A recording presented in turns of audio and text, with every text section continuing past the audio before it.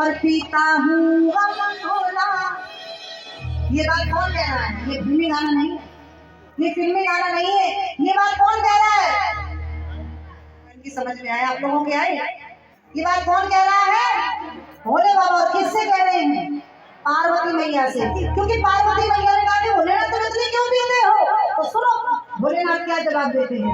क्या ऐसा हो सकता है कि देवों के देव की जिंदगी में किसी चीज की कमी हो, कोई गम हो सकता है? नहीं हो सकता ना, लेकिन है। सुनो, आपने ये भजन मैं नहीं कहती नहीं सुना होगा, क्योंकि यूट्यूब का जमाना है, कुछ भी सुन सकते हैं आप, लेकिन सुनिएगा लाइव आज वर्ष इवेंट्स जागरण मंडल कार्यक्रम की तरफ से। दोनों हाथ उठा के कहो हर हर। आइए सभी ध्यान से सुनिए।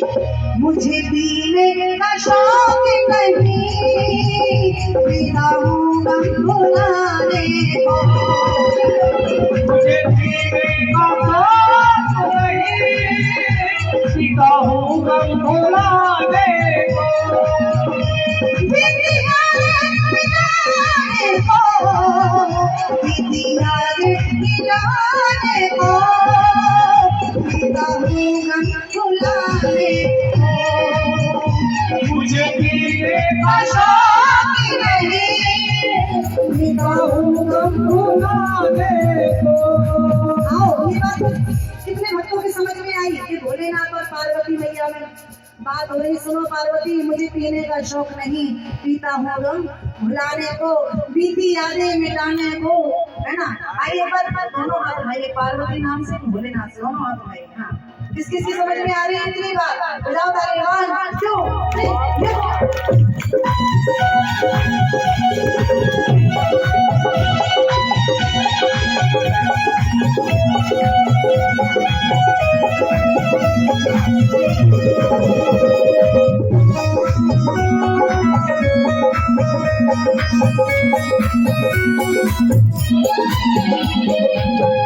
भोले बाबा पार्वती मैया से पहला गम कहना समझा नहीं भैया। बिल्कुल जैसी आपकी ये बहनें हैं वैसे मैं आपकी बड़ी बहन हूँ, है ना। और कुछ नहीं, हमारा नजरिया अच्छा होना चाहिए, ठीक है।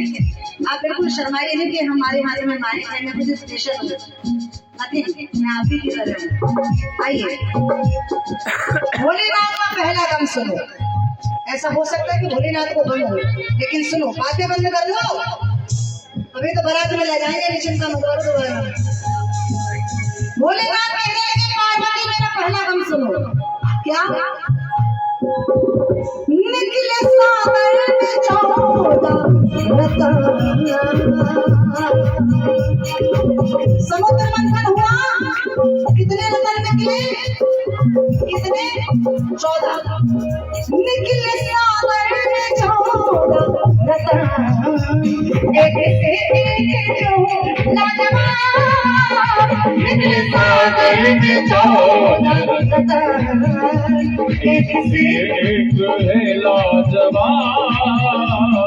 भोलेनाथ कहने लगे पार्वती सुनो, समुद्र मंथन हुआ, उसमें 14 रतन निकले, लेकिन सबके हिस्से में आए रतन,